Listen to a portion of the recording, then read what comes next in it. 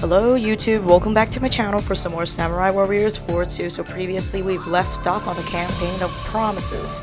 So now we are on the 4th of the 5 battles. This is the second time siege of Ueda City, which those of you who are not aware of, the first battle, the Battle of Kanto, defending of Kanto actually is the same thing. So let's have it started.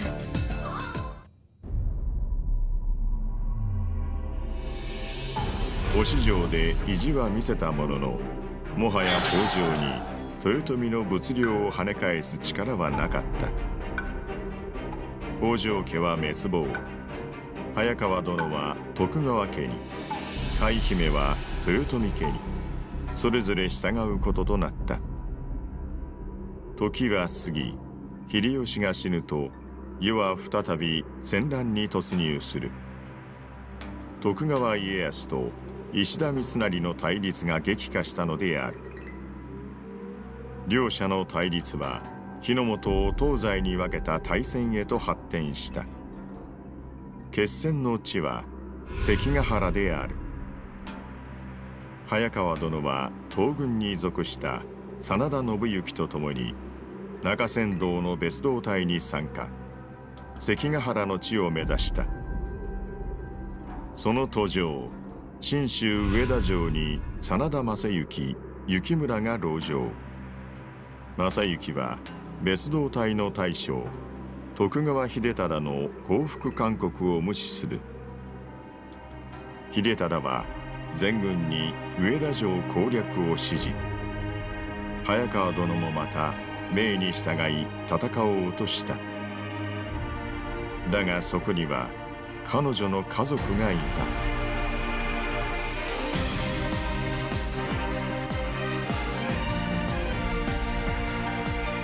約束の章、第二次上田城の戦い。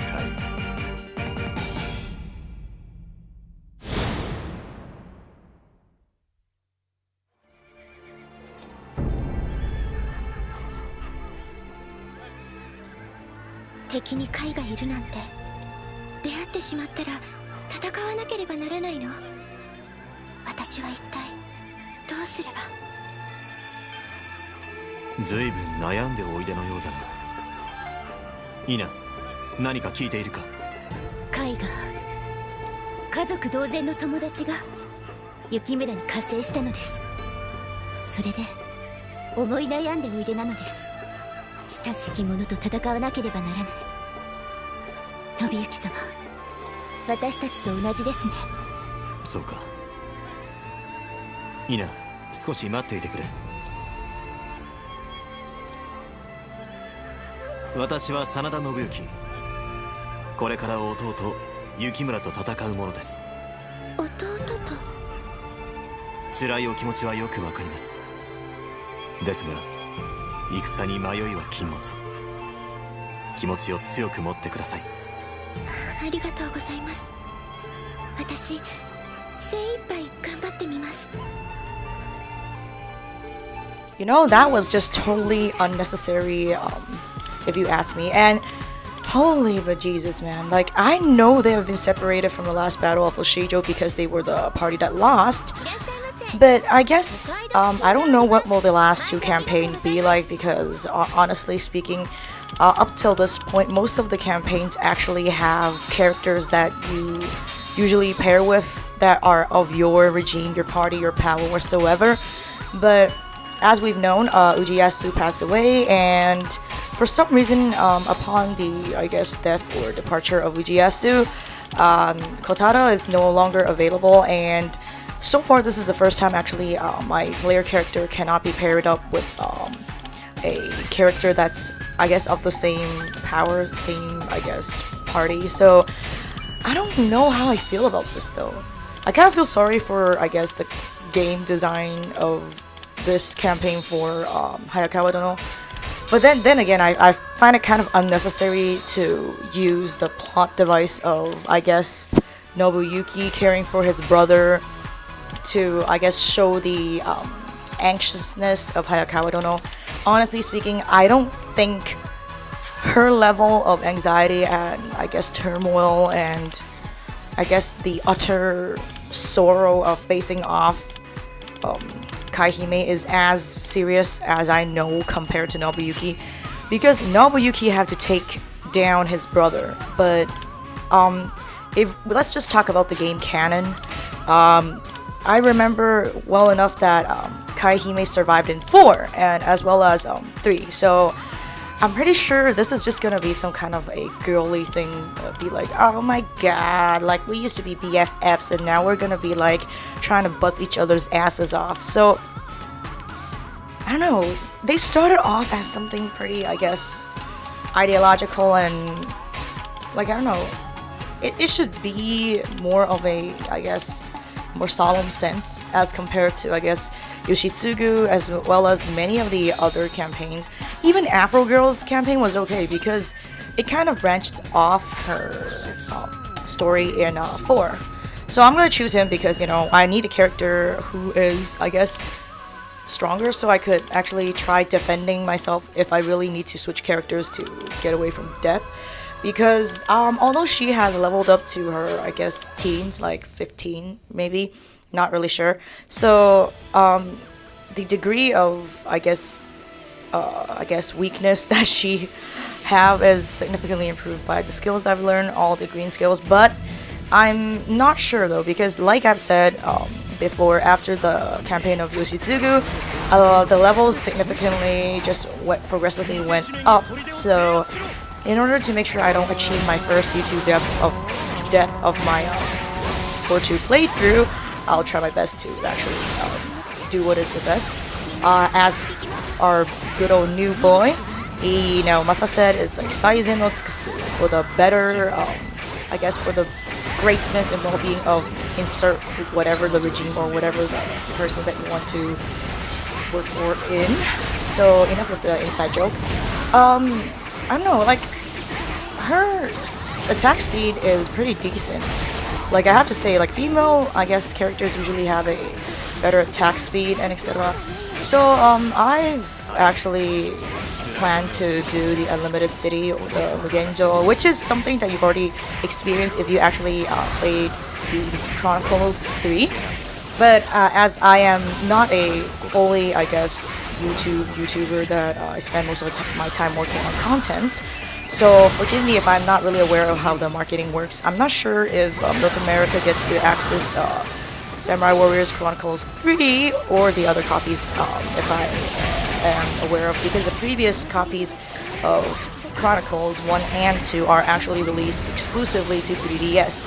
But afterwards, the third installment 3, which is released, I guess, is it September? I don't even remember. Like, I guess late 2014 is actually cross-platform.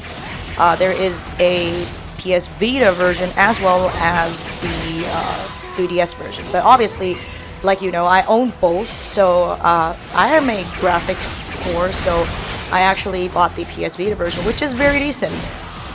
Actually, I don't know, like, the Mugenjo in that was pretty easy. It's the, I guess, cheapo method if you didn't get to use some of the characters in the game and you want to get more money, as well as the, whatchamacallit, the better 5th-star weapons. So Mugenjo is the place to go, but if you don't start off with a few characters that you actually have trained to be of greater levels and better weapons, you're gonna have yourself a tough time. You're just gonna get ass whooped hardcore.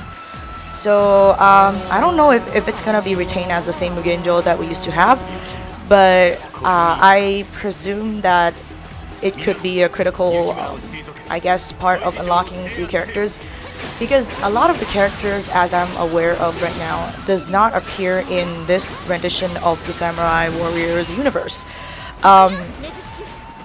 Yeah, speaking of which, the only time I've seen the outside region characters like that fat dude. What is his name? Damn it. Something Goemon, yeah, like the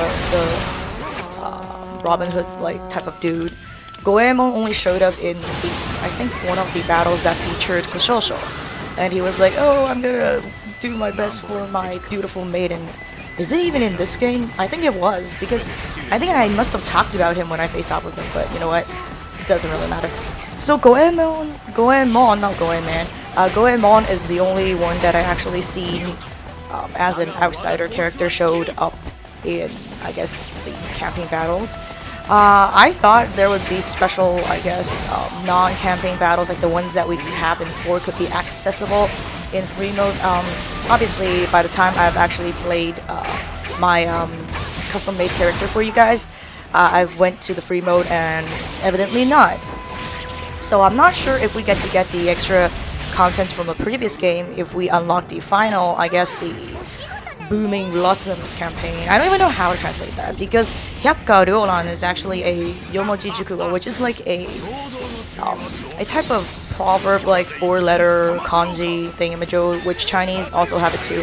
And regardless if I try to translate it from Chinese or Japanese, it's still gonna mean blooming blossoms because I can't say the chapter of beautiful girls. Maybe you guys like that, I don't know. Just to make my channel's, I guess, poeticness consistent, I'm just gonna say blooming blossoms. If that sounds like crap, I'm sorry. But the gameplay though, honestly, I don't think it's gonna be a very historical or, I guess, character development kind of game. Come on, man. Gracie has been there since ages ago, so yeah. But honestly though, although I'm not really a big fan of Afro because her DLC with like wavy long hair look way better. Like, I hope the next generation of samurai warriors please give her a better haircut because she's a cute girl. She deserves a lot more. And yeah, coming back to, I guess, like I tried the free mode and there isn't what I expected. Like Tetorigawa, etc. Kawanakajima battle is unavailable. So I'm pretty skeptical about how to unlock the characters that are not in the, I guess, main battle sequences that we have right now. Because what about Sasaki Kojiro? What about Miyamoto Musashi? Like, there are a few characters like them, including Goemon as well as Okuni. Is it Okuni? Yeah. Because, as you've known, there are actually characters that existed during the era. However, they're technically not of significance to the political, I guess, environment of Japan, which is the main theme right now in this game so far. So, I'm just curious on how to unlock those 4 characters, because the other characters, I guess, eventually if you get related playthroughs done, they will be automatically available for you to play in free mode, as well as the Mugenjo, like the Unlimited City.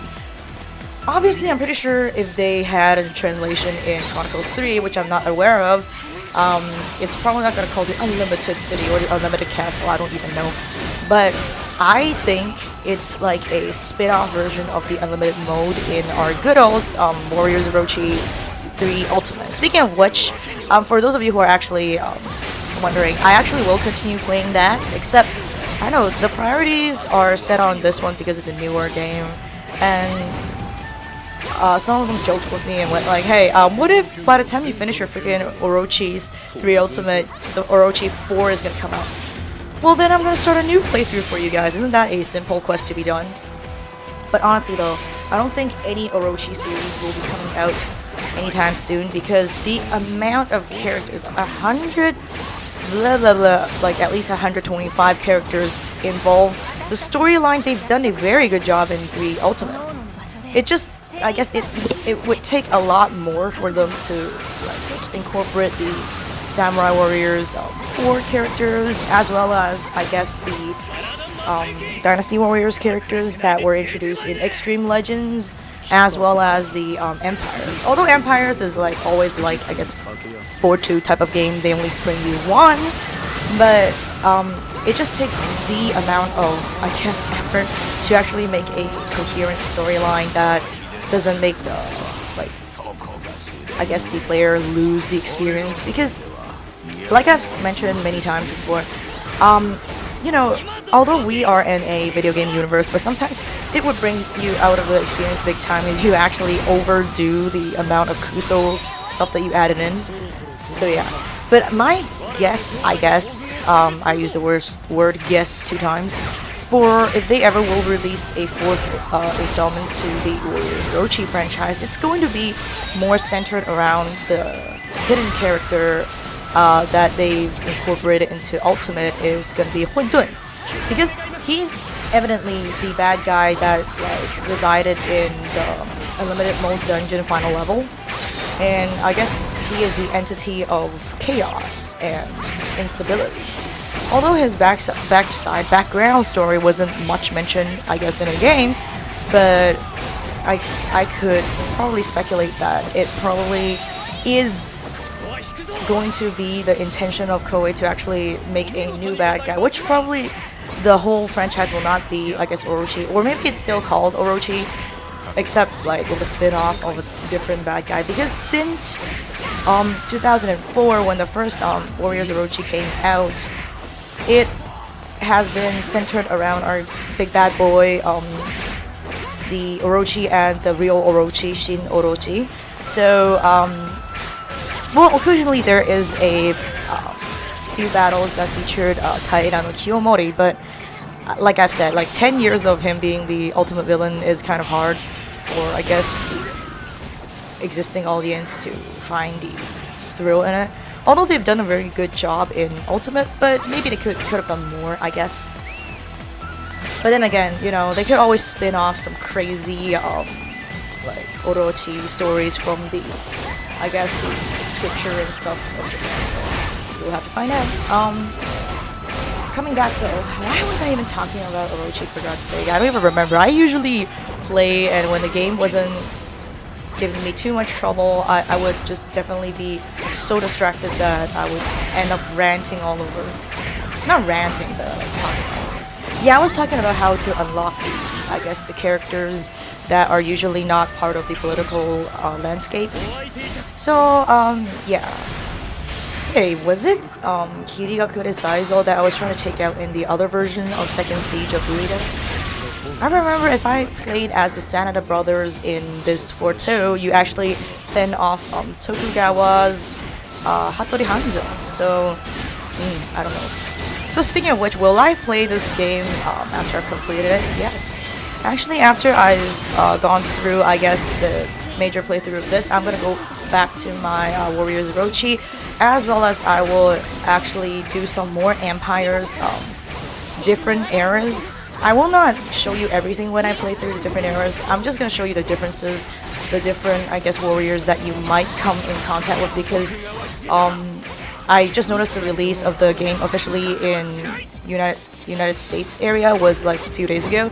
So hope that I could be of help to you guys, because obviously the controls and the, I guess, the language is completely different. So even though I tried to explain to you guys off my initial recording, obviously it didn't went on very well, so my bad. But I am a little bit hesitant on whether I should actually continue on Empires 8, because, you know, like, you guys already get to access it, and only the difference that you'll see is of the different era, and I guess, like, different marriage scenarios, and of course, I guess, depending on how you want to play it. Because majority of the, I guess, players off the internet actually didn't play as their own characters. They actually just choose one character and just went off with it. Which doesn't mean I don't like that. I'm just saying that you've got a game that gives you the freedom to actually immerse yourself as part of the universe. Then why not make, like, a great deal of fun out of it? That's what I'm trying to say. But all in all, I will definitely do the Unlimited City Begin-Go for you guys. And we're up against Kaihime. And 姫様、どうして本気で来てくれないんです。私はもう覚悟はできています。次こそ。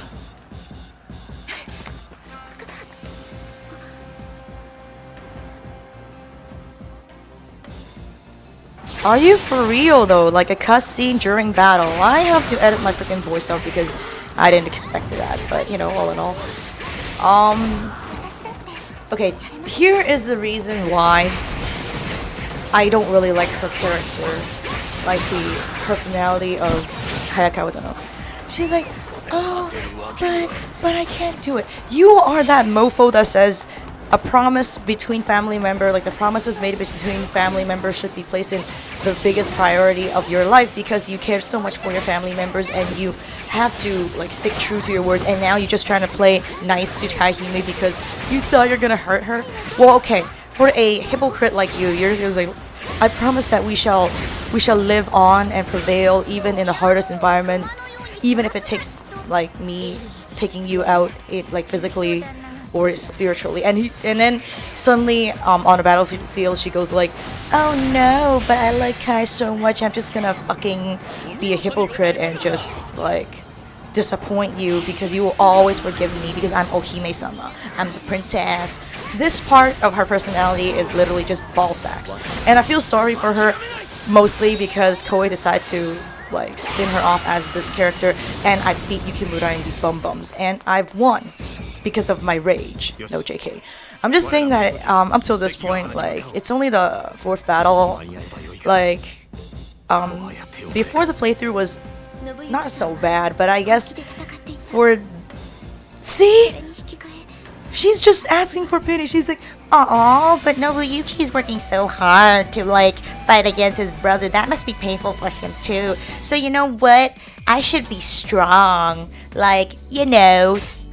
Oh, come on, man. What the fuck? What did you read when you were a child, man? What kind of media are you exposed to, damn it? So yeah.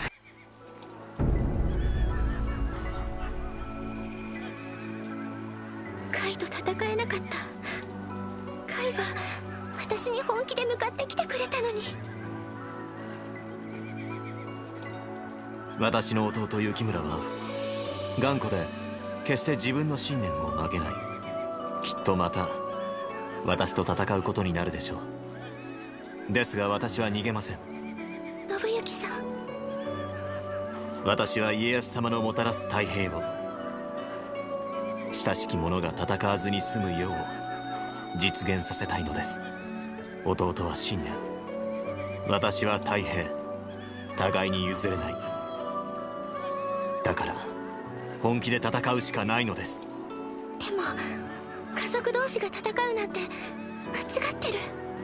ええ、だからこんな間違ったことは終わらせなければ。こんな悲しみを時代に残してはいけない。強いんですね、信行さんは。あなたも本当は強いはずだ。宇治安公のご息女であり、カイ殿が慕う姫君なのだから。ありがとうございます。おかげで私、カイとの約束を思い出しました。どんな時も絶望しない、精一杯生きてみせるって。もしもう一度カイと敵対した時は私も逃げません。カイと本気で戦います。 Jeez Louise, man. Annie's on full rage mode.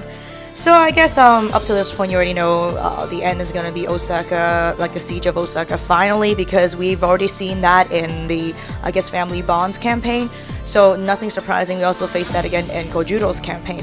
So I kind of feel sorry for her in another aspect because they kind of made her campaign a little bit zakuri. It's a little bit confusing because a lot of characters that are accessible in these battles don't have a particular tie, and